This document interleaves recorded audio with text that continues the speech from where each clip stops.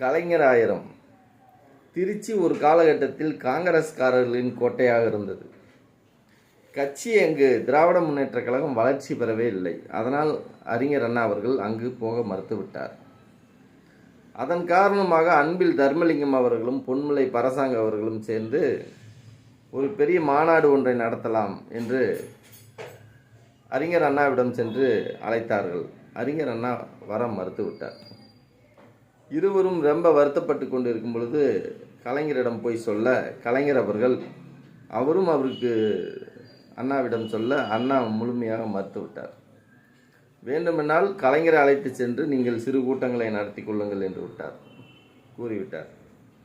கலைஞரும் அன்பில் தர்மலிங்கமும் பொன்மலை பரசாங்கம் சேர்ந்து 50 இடங்களில் திராவிட முன்னேற்ற கழக கொடியை ஏற்றினார்கள்.